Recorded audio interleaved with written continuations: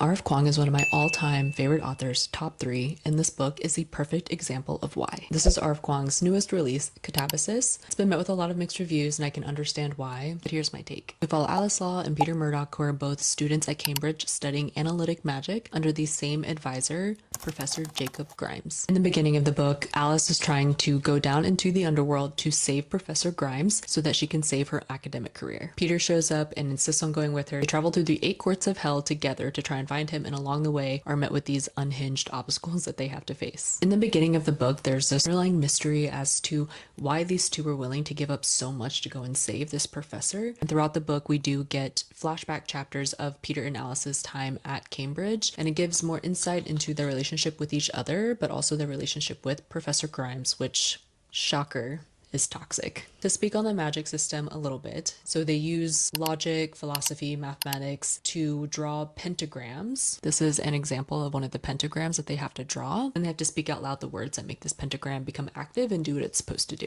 And they use magical chalk to draw these pentagrams. Characters in this book are written in true RF Kuang fashion in that they are not the most likable characters. I can never decide who I'm rooting for in any of her books, and I don't think that's a bad thing. I love that RF Kuang doesn't shy away from the dark thoughts that many of us have in our head but we don't want to say out loud. She says them out loud, and for that, the mental health and chronic illness representation in this book is one of the highlights. I gave it 4.5 stars. My overall thoughts are that I love this book. It's not my absolute favorite of hers. Babel, I'm looking at you. I truly believe that anyone who has spent time in higher education will find something to relate to in this book. I'm very lucky to have spent 7 years in higher education. Reading this book took me right back to grad school. All of the stress that I felt and really made me think about what would I have given up to get through grad school with good marks, because I would have given up a lot. A lot of people can identify with the need to sacrifice your mental health and your physical health, all in chasing perfection and academic validation. However, now, 8 years later, I can read this book with a lot more perspective. It actually felt weirdly cathartic to read this book having the perspective that I have now. Now, as for the things that I didn't love and the reason why I didn't rate it 5 stars, I